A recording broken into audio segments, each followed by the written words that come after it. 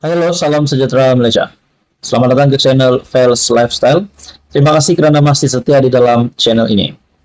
Saudara-saudara, tuan-tuan dan puan yang amat dihormati. Sebelum ini kita mendengar berkaitan dengan perombakan kabinet. Kita juga mendengar beberapa menteri yang digesa untuk meletakkan jawatan.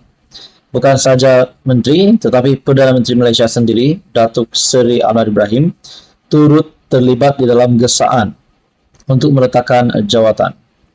Bukan sebagai Perdana Menteri, tetapi sebagai Menteri Kewangan. Nah, tuan-tuan dan puan, sudah pasti ramai yang menantikan bila tarik kabinet akan dirombakan dan siapakah calon-calon yang bakal digugurkan ataupun mungkin bakal dipecat, bakal digantikan. Nah, baru-baru ini saudara-saudara, kita mendengar lagi gesaan yang baru untuk salah satu menteri yang disebut-sebut ramai. Ekoran daripada isu beras yang kita dengar kebelakangan ini, akhirnya satu artikel mengesahkan prestasi tidak memberangsangkan, Mat Sabu digesa letak jawatan. Nah, saudara-saudara, di dalam artikel ini yang bertajuk seperti yang saya sebut sebentar tadi, Anda boleh menilai dan Anda juga boleh memberikan komen Anda di bawah video ini. Pertama, adakah Mat Sabu memang benar-benar tidak menjalankan tugas dengan baik sebagai Menteri Pertanian? Dan yang kedua, adakah Anda menyokong tajuk artikel ini berkaitan dengan prestasi tidak memberangsangkan Mat Sabu dan beliau digesa letak jawatan? Adakah itu adalah satu perkara yang relevan untuk dilakukan? Dan yang ketiga, adakah Anda tidak setuju dengan kenyataan ini, di mana Mat Sabu digesa untuk meletakkan jawatan, walhal Mat Sabu menjalankan tugas dengan baik? Nah, ada beberapa pilihan yang Anda boleh komen di bawah.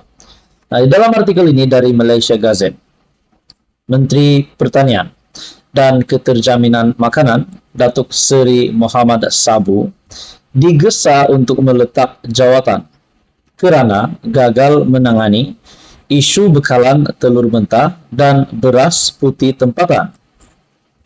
Ahli Parlimen Tanjung Karang, Datuk Zulkafli Hanafi, berkata, seorang pemimpin parti bukan kriteria pemimpin cemerlang menerajui sebuah kementerian. Ketua parti bukanlah kriteria yang melayakkan secara otomatik untuk diangkat sebagai menteri. Ini jelas dengan kegagalan Menteri Pertanian dan Keterjaminan Makanan yang kelihatan dipandu dan memandu kementeriannya. Ini terserlah dengan isu telur dan sekarang isu bekalan beras putih tempatan.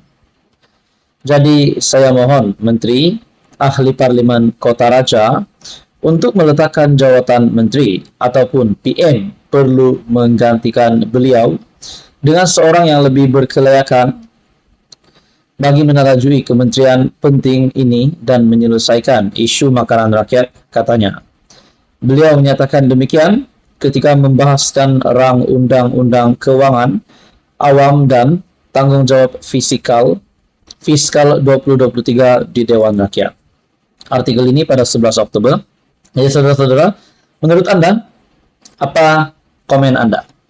Adakah Mat Sabu perlu segera meletakkan jawatan dengan sendiri ataupun Mat Sabu perlu meneruskan jawatan sebagai Menteri Pertanian dan Keterjaminan Makanan?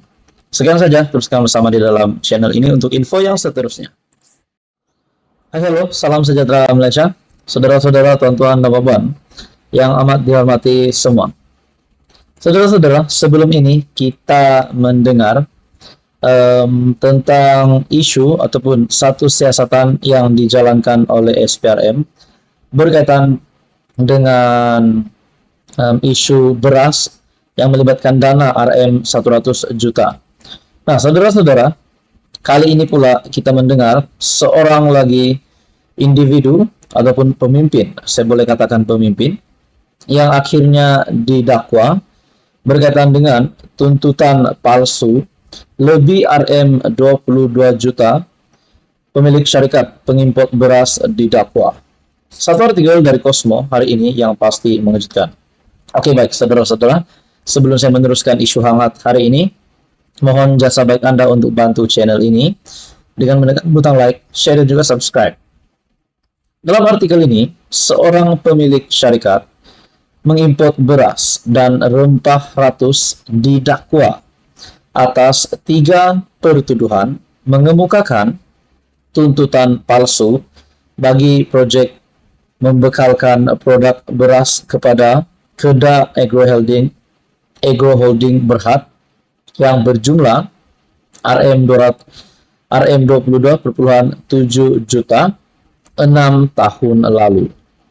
Bagaimanapun, tertuduh yaitu si Kuganeswaran yang berumur 37 tahun mengaku tidak bersalah selepas pertuduhan dibacakan terhadapnya di hadapan hakim Mahkamah Session Kuala Lumpur. Dalam prosiding hari ini, pendakwaan dikendalikan di sebuah hospital di Kelang, di mana Kuganeswaran sedang menerima rawatan. Mengikut ketiga-tiga pertuduhan, Kuganeswaran memberi 3 set dokumen tuntutan palsu kepada seorang ejen SME Development Bank Malaysia Berhad mengenai pembiayaan komoditi murabaha tim financing iFacility CRMF bagi projek membekalkan produk beras kepada Kedah Agro Holding yang kesemuanya berjumlah Rm22,7 juta, yang mana pembekalan tersebut tidak dilakukan. Kesalahan itu didakwa dilakukan di pejabat SME Development Bank Malaysia Berhad masing-masing pada 27 Januari, 1 dan 14 Mac 2017 mengikut Section 18 Akta SPRM dan boleh dihukum di bawah Section 24 dalam kurungan 2 Akta sama.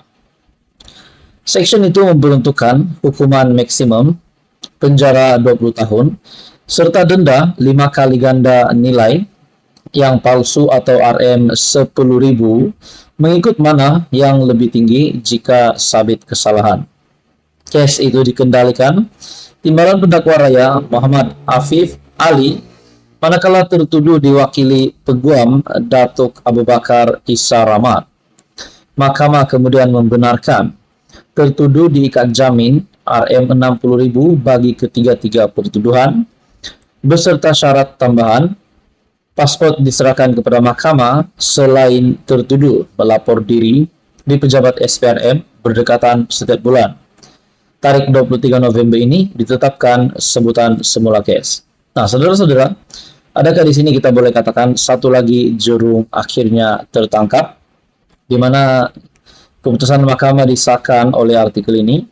Tuntutan palsu lebih Rm22 juta, pemilik syarikat pengimpor beras didakwa.